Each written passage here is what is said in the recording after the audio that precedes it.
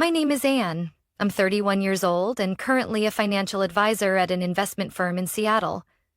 I don't like showing off, I hate waste, and I absolutely never live beyond my means. My coworkers like to joke that I'm the woman who lives inside a spreadsheet, but I don't mind, because I know that every dollar I save today is the foundation of the freedom I'll have tomorrow. I'm the youngest of two sisters. My older sister, Vanessa, is 4 years older than me. If my childhood was like blank pages tucked away in a corner drawer, hers was a glossy comic book displayed right in the middle of the living room. Bright, celebrated, and constantly cherished, Vanessa was always the center of attention. Golden hair, a dazzling smile, and a voice that could stop a room mid-conversation. My parents never admitted it, but the favoritism was always there, like a glossy coat over every decision made in our house. From the first bike, the overseas trip, to a high school graduation party that looked like a full-blown banquet, everything was for Vanessa. Me? A quiet dinner with a, well, as long as you pass, kind of toast, was considered enough. Vanessa got married early, just a year after graduating college. Her husband, Nathan, is a civil engineer in construction. They have 2 kids, Ellie, who's 8, and Brandon, who's 5. Their small family currently lives in a 2-bedroom apartment downtown, where the sounds of traffic and complaints about rent rise like background noise every week. At family gatherings, Vanessa often complains that she's exhausted from juggling everything, that the kids don't have enough space to grow, and that Seattle is slowly swallowing their whole life. I never compare, but sometimes the contrast is just too stark to ignore. While they struggle with rising expenses, I, even living modestly, maintain a stable and peaceful life. I rent a small apartment in the suburbs, owned by the parents of Jenny, my best friend from college. They rent it to me for half the market rate because they trust me, and I've never let them down. I spend most of my time at home. Working remotely became a routine after the pandemic. I love the quiet feeling of sitting in front of my laptop, with a bookshelf of finance books behind me, a warm cup of tea to my right, and a window view of trees shifting with the seasons. I don't need much. I dream of a small house with a garden where I can grow herbs, listen to birds in the morning, and maybe bake on weekends. I spent nearly 7 years saving for that dream. No eating out more than 3 times a month, no shopping unless it's on the need list, no credit card debt, no buying a new car if the old one still works.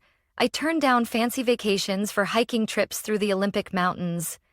People call me an extreme minimalist, but I call it the freedom to choose. I've never blamed my parents for favoring Vanessa, but I learned early on that if I didn't plan my life, no one else would. And that's exactly why, when the dream of my own home started to feel within reach, I never expected the storm that followed. The one named my family. Last week, after reviewing the balances in my 3 savings accounts, housing, investment, and emergency, I knew I was ready. Not maybe another year would be better ready, but truly ready. Enough for a down payment, enough for the fees, and enough to cover the mortgage for years to come without sacrificing my way of living. That evening, I went to my parents' house for dinner as usual. A Sunday gathering with barbecue, garlic bread, and conversations that usually revolved around the kids' school, gas prices, or the latest issue Vanessa had with her washing machine. I wasn't planning to say anything. The plan was to stay quiet, finalize everything, and then share. But as I scrolled through property listings while waiting for dessert, an image popped up. A little wooden house with a wide porch and a sun-drenched garden. And I couldn't help but smile. "What's making you smile like that?" Vanessa asked, setting her orange juice down. I looked up, hesitated, then decided to be honest. "I'm house hunting, planning to buy next month." Silence, as if I'd just admitted I had a secret life in Alaska. My mom set her fork down with deliberate sound. "Buying a house? By yourself?" "Yes. I've been planning this for a long time. I want somewhere peaceful, close to nature. Not too far from the city, but away from all the honking and traffic." My dad raised an eyebrow. Vanessa stared at me like I'd just announced I was buying a spaceship. "Anne, my mom said, in that voice that sounded like concern but felt like a command. You can't just think about yourself like this. Buying a house is a big deal. You should have at least talked to us first. I kept calm. Mom, I've been saving for 7 years. It's my money. I didn't borrow from anyone. I'm not in debt. Vanessa jumped in, her voice a bit louder than usual. I'm not saying you can't buy a house, but you need to think ahead. A house should have space for others, not just for living alone forever. And who exactly are the others here? I asked, half joking. No one answered, but the exchanged glances between my mom and Vanessa made me uneasy. The next night, as I was preparing financial documents for the mortgage application, I got a text from my mom.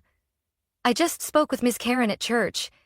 There's a beautiful house in Cedar Ridge, 4 bedrooms, 3 baths, big backyard for the kids to run around. I'll send you the link. Then came a flood of messages from Vanessa. You have to check this one out. Great school district, supermarket nearby, even has a home office. If you get that place, we could visit more often. I looked at the giant living room, the hotel-like kitchen with 2 refrigerators, and sighed. Thanks, but I'm looking for something smaller and quieter. Vanessa replied with just one word. Why? I didn't respond. 3 days later, during lunch break, my mom called, excitement in her voice. Sweetie, I just saw the house on Maple Street. The owners are moving soon, they're slashing the price. The master has a balcony and 2 small bedrooms perfect for kids. You've got to see it. I closed my eyes for a second and replied as gently as I could. Mom, I really don't need that much space. I don't have kids, and I'm not planning to have anyone move in. One day you'll want to, she argued. And even if not, Vanessa and the kids could come stay on weekends. They need the space, Anne. Their apartment is way too cramped. That's when it hit me. The pieces fell into place. The hints, the exchanged looks at dinner, the family-friendly listings. None of it was random. They didn't just want me to buy a house. They wanted me to buy one for them. And I knew if I stayed silent, if I went along just to avoid upsetting anyone, I'd be giving up the most precious thing I'd built my entire adult life, a life that was truly mine. I signed the contract for my dream home on a bright April morning. A 2-bedroom wooden house nestled among the pine trees north of Everett, about a 45-minute drive from downtown Seattle. A spacious backyard, a small greenhouse, and raised garden beds already in place. As I stepped onto the porch and took the keys from the former owner, I almost cried. Not out of sentiment, but because for the first time, I was choosing my life. No interference, no director. I kept it secret that whole week, planning to share it at Saturday dinner at my parents' as a happy surprise. I imagined a proud smile from Dad, a teary hug from Mom. But when I said the words, I bought a house, the entire room fell still. Vanessa stiffly set her glass down, eyes fixed on me. You bought it? You mean, you already signed everything? I nodded, giving a soft smile. Yes. Last week. I'm moving in at the end of the month. My mom sat up straight, placing her hand on her chest like she'd just heard something earth-shattering. And how could you make that decision on your own? You know we've been house hunting for you. I frowned, a cold shiver running down my spine. What do you mean? Who exactly? Vanessa looked up, expressionless. Nathan and me, we've thought this through. The house Mom picked is near the best elementary school in the area. Ellie and Brandon would each have their own room. You don't need that much space. It's perfect. I laughed silently. Wait, you're all talking about that house?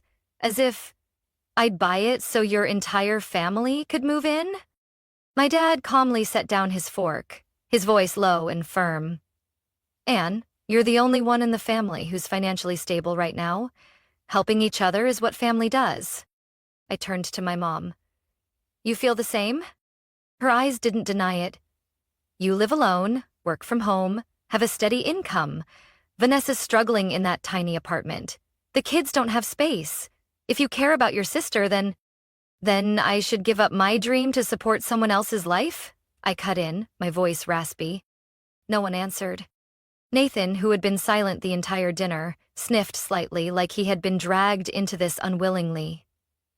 I can fix up the place, Anne.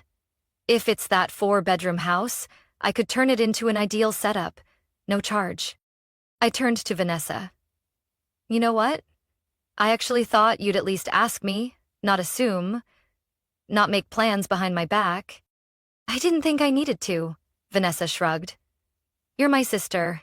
You're more than capable. I'm stuck. You have the kind of stability I've never had. I pushed my chair back and stood up.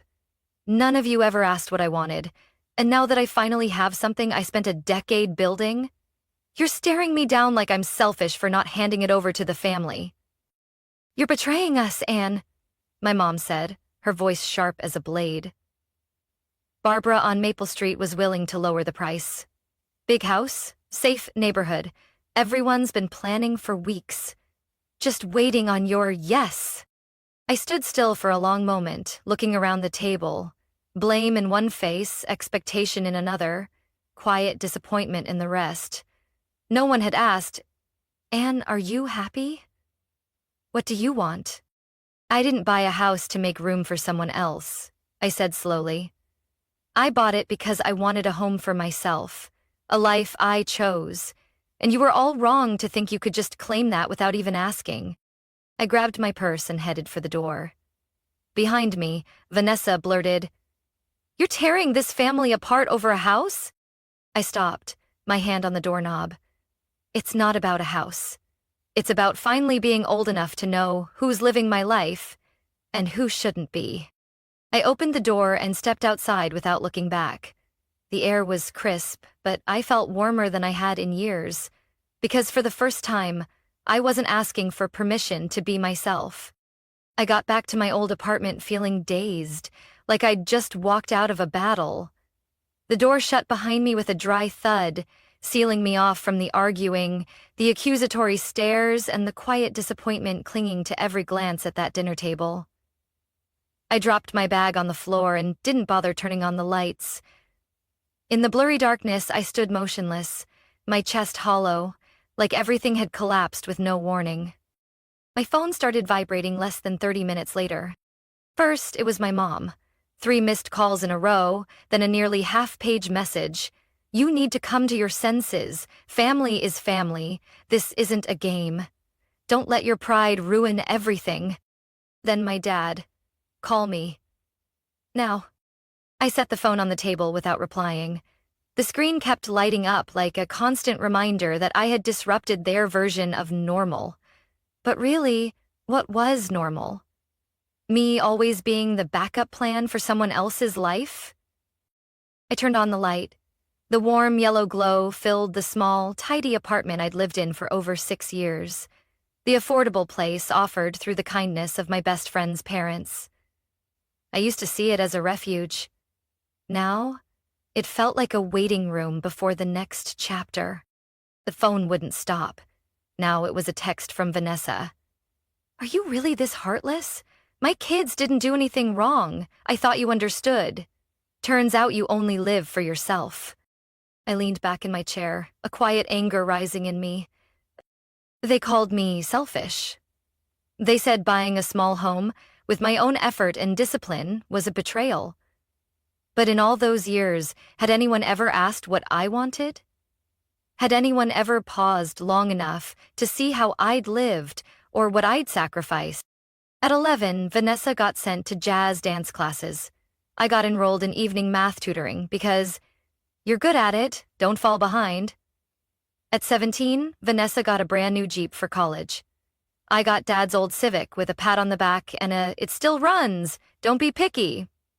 At 20, she studied out of state, fully funded by our parents. I worked 30 hours a week just to afford community college. And now, when I've finally built something for myself, they see it as something they can just take to help the one they've always favored. The screen lit up again, this time from Aunt Cynthia, my mom's sister. Anne, I heard what happened. Your mom is heartbroken. Don't destroy your family over a moment of rebellion. Then from Aunt Helen. You know, when you were little, your mom always said you were the most stubborn. but being too stubborn only makes you lonely. I started feeling suffocated. Loneliness wasn't half as terrifying as being surrounded by people who thought they had the right to dictate your life. I turned off my phone. For the first time in years, I knew I needed a night where no one could reach me. No familiar voices, no silent accusations, no guilt quietly planted in every word. The next morning, I got up early, brewed coffee, and watched the sunlight stream through the window. The decision was clear. I would move into my new home within 2 weeks. I wouldn't share the address with anyone except my lawyer, the moving company, and the 3 closest friends who had never judged, only listened and supported. I scheduled the internet transfer, paid the moving team's deposit, and I set daily reminders to pack one item, one book, one small dream I'd once tucked into a drawer at a time.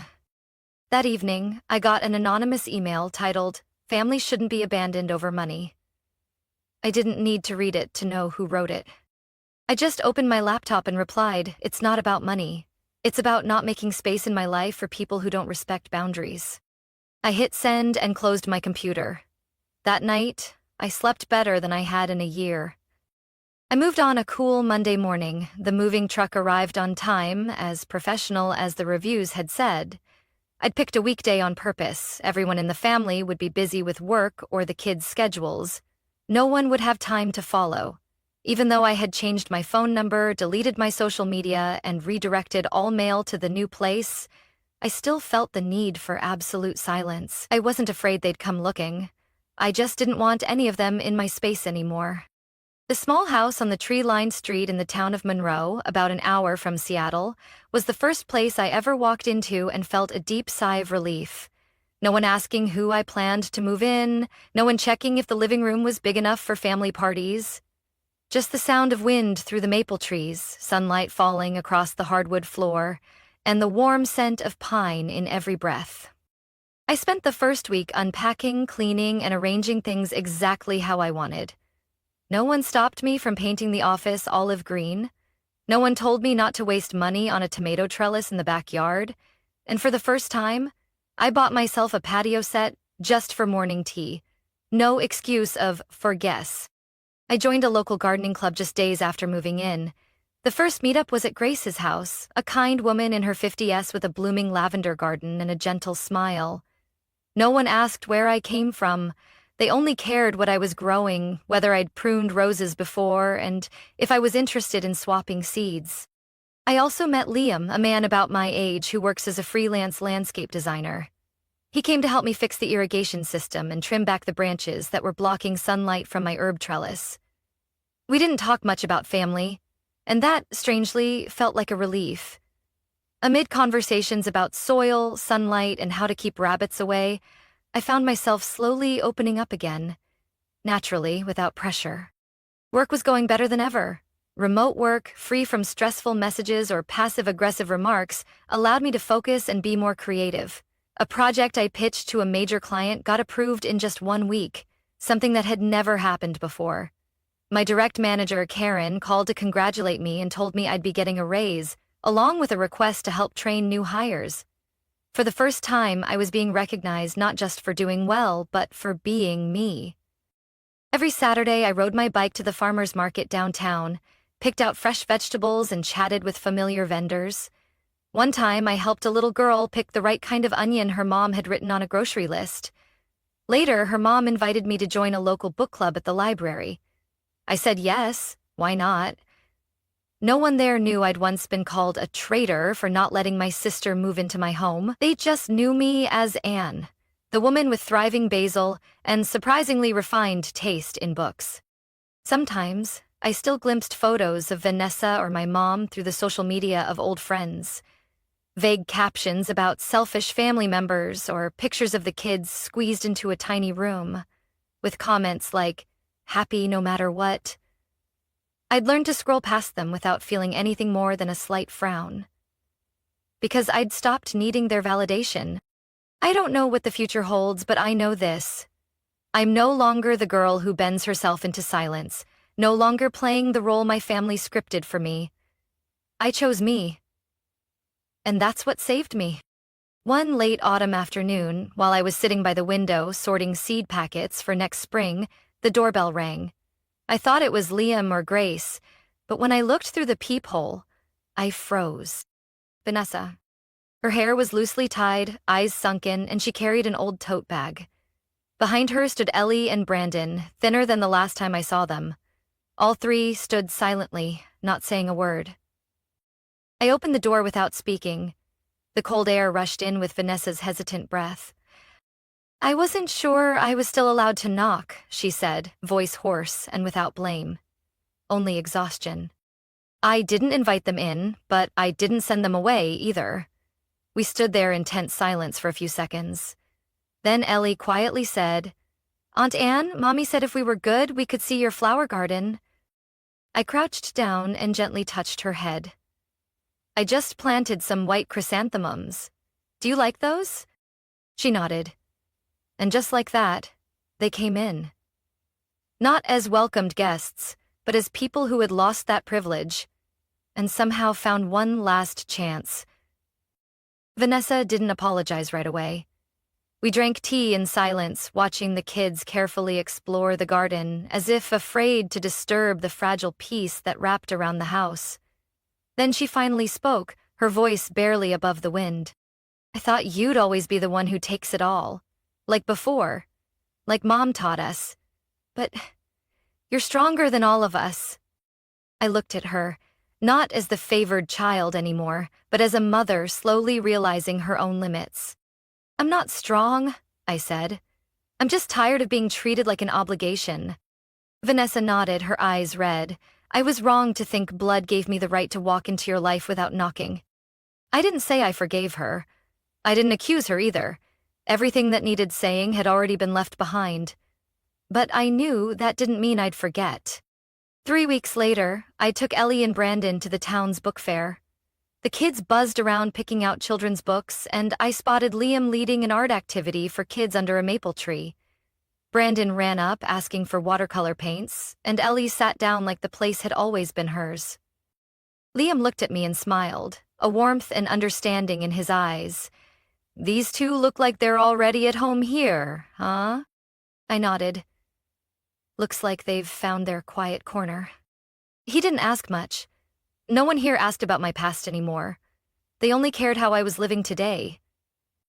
I started to realize the space around me wasn't just a house. Every basil plant, every carrot bed, every book on the wooden shelves was part of a life I had built with my own hands. Not for anyone else, for me, and for the people I chose to let in. Family, I realized, isn't just about shared blood. It's the people who respect your boundaries, the ones who knock before entering your heart, the ones who don't treat your kindness like a permanent obligation. Grace invited me to join her for the upcoming winter festival. The library book club nominated me to host next month's meeting, and Liam, he didn't say much, but sometimes he left a basket of oranges at my door with a little note. "Picked this morning. Stay warm with fresh juice." I smiled every time I saw it, and inside I felt full. "Thank you so much for the reminder. I'll rewrite the ending to make it both surprising and logical, with emotional depth, staying true to Anne's story. A journey of growth, boundaries, and a heart still open to sincere remorse." One evening, while I was finishing up a financial plan for a client, my phone lit up with a message from Vanessa. "I'm looking for a new job. Not asking anything from you. Just wanted to say, I'm managing on my own now. Thank you for not slamming the doors shut." I didn't reply right away. I simply looked up, out into the garden under the gentle moonlight. Peace no longer felt like a luxury.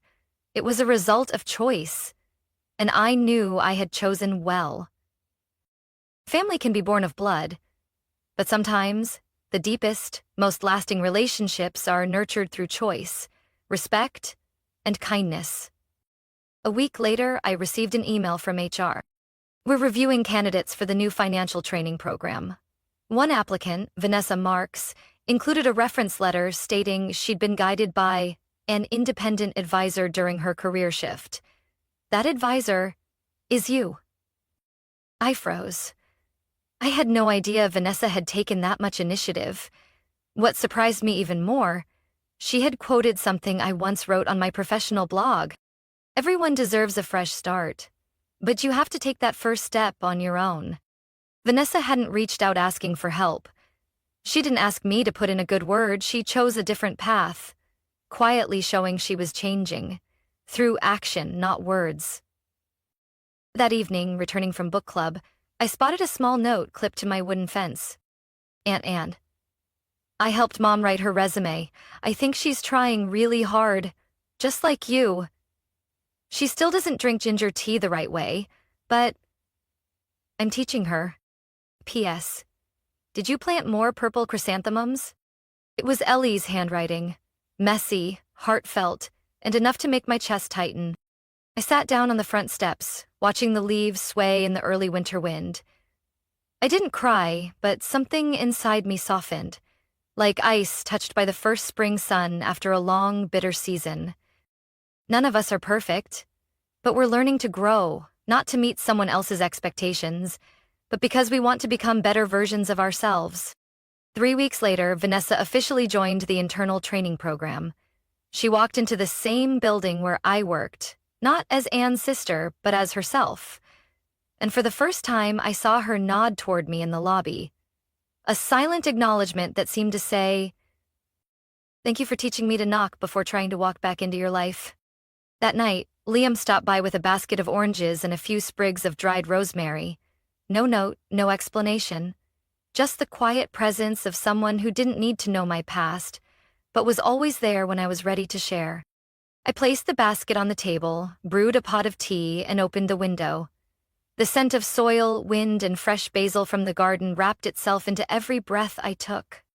I don't know what lies ahead, but this, I know for sure. I no longer live to please others. I live to be true to myself, and to leave the door open only for those who know how to knock with humility. Because sometimes the most beautiful endings aren't reunions or farewells, but the quiet moment when you can finally look someone in the eye, even from a distance, and feel nothing but peace. And Story is a powerful reminder that being family doesn't always mean being a safe place. Sometimes the people we grow up with aren't the ones who grow with us. True peace comes from having the courage to draw boundaries, protect your space, and choose a life that honors who you really are. What's your take on Anne's decision? Was she protecting her peace or turning her back? Let us know in the comments, and don't forget to follow the channel for more moving stories about family, healing, and self-discovery.